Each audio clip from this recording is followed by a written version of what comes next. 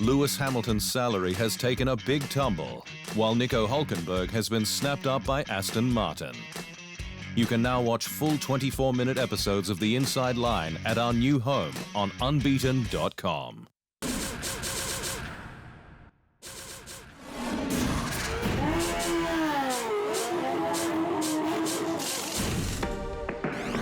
Seven-time F1 world champion Sir Lewis Hamilton has reportedly taken a $10 million pay cut for the 2021 season, with his salary said to have dropped to an estimated $30 million.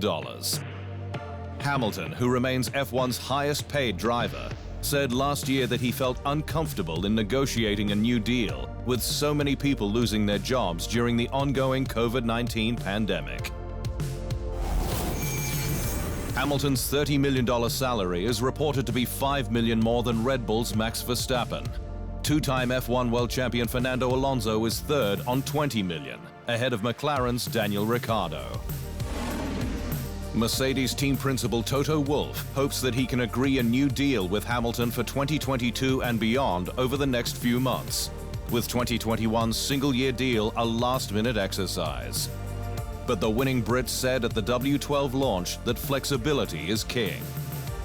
Firstly, I'm kind of in a fortunate position where I've achieved most of the stuff that I've wanted to achieve up until this point, and so there's no real need necessarily to plan too far ahead in the future. I think we're living in quite an unusual period of time in life, and I just wanted 1 year as a.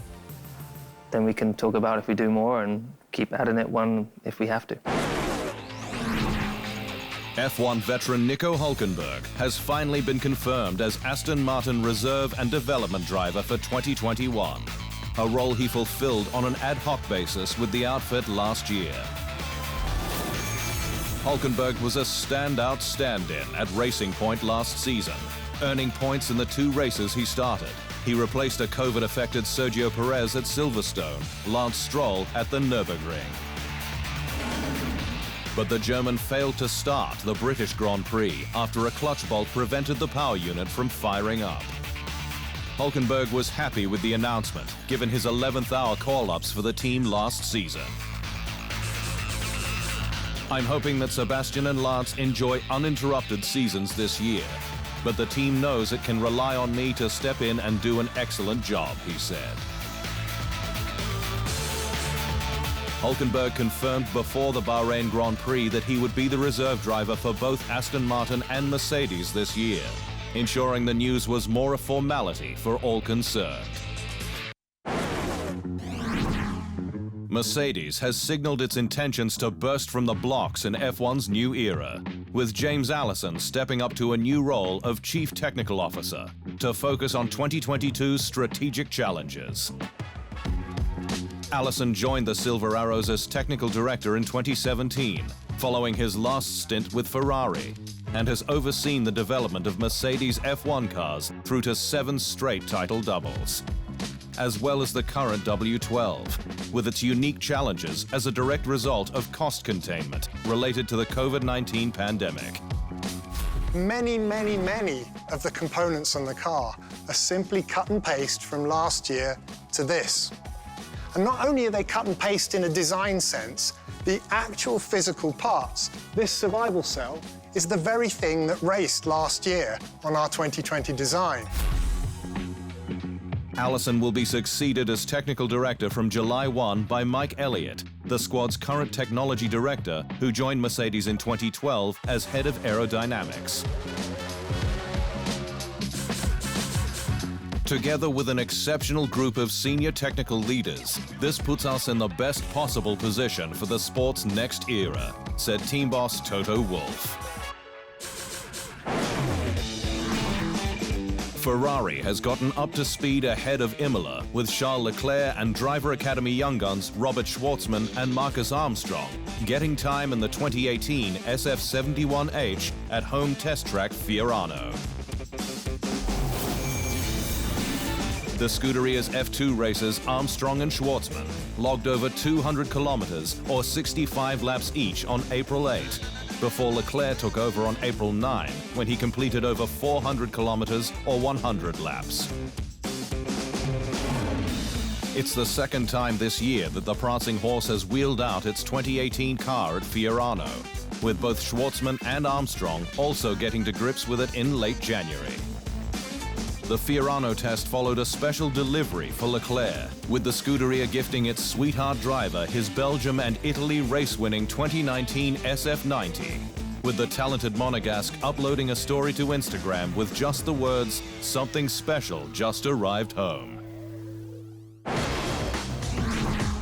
Silverstone is set to host F1's first ever sprint qualifying race on July 17, with the main obstacle, the financial terms, cleared and a final vote to be taken as early as this weekend's Emilia Romagna Grand Prix. It's been reported that each of the 10 teams will receive around $500,000 in total for the 3 100-kilometer sprint qualifying races to be held at the British, Italian and Brazilian Grands Prix, with the cost cap to be lifted by the same amount. The teams will also be able to apply for further financial relief in the case of damage, with the cost cap raised again to ensure fairness.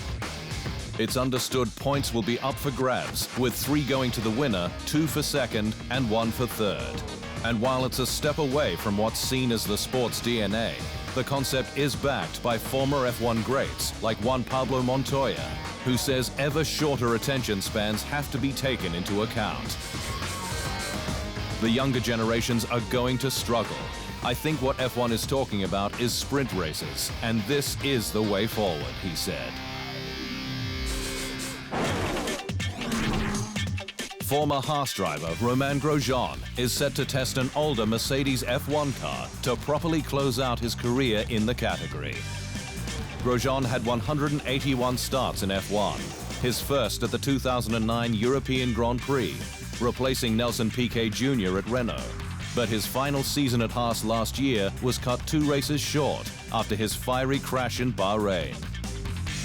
But Grosjean will get a final blast in a Mercedes, with executive producer of Netflix show Drive to Survive, James Gay Rees, leaking details to the Australian Grand Prix podcast In the Fast Lane. Where I'm filming Romain Grosjean's seat fitting today, he's having one last spin with the team. Grosjean is currently in the USA ahead of his IndyCar debut at the Grand Prix of Alabama with Dale Coyne Racing. Miami's plans to host a Grand Prix have taken a step forward, with Miami Gardens Mayor Rodney Harris now behind the project. Plans for a second F1 Grand Prix in the USA hit a roadblock last year, with local opposition over noise, pollution, and general disruptions. But the local mayor has backed a joint resolution to address concerns, which includes a $5 million stimulus program featuring a raft of internships for residents and STEM, science, technology, engineering, and mathematics education. The Miami track has already been through a number of iterations.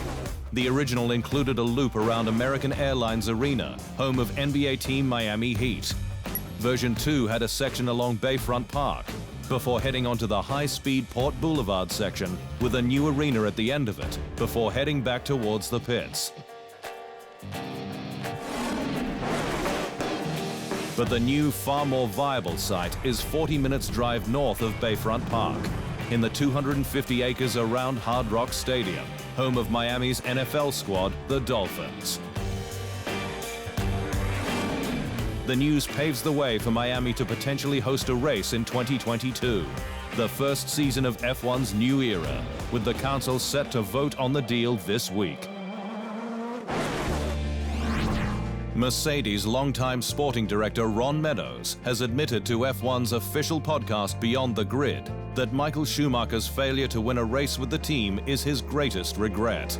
Schumacher made his F1 comeback in 2010 with the Silver Arrows. But while his trademark work ethic and attention to detail was never in doubt, the squad was still rebuilding from its lean Brawn GP period. We all wanted him to win. It didn't happen, and a couple of years later we couldn't stop winning. And he deserves some of that, because the reason we're winning today, a lot of it's down to him, because he made us better. The 7-time world champion left the sport at the end of 2012 as F1's record breaker with most titles, wins and poles, but he scored just a single podium with Mercedes at Valencia in his final season. But the squad is still heartbroken over the one that got away at Monaco 2012, when Schumacher was fastest in Q3, but had to start 6th after a grid penalty for his collision with Bruno Senna in Spain.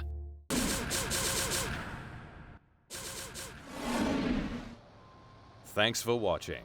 To stay up to speed on all things Formula One, make sure you hit the subscribe button.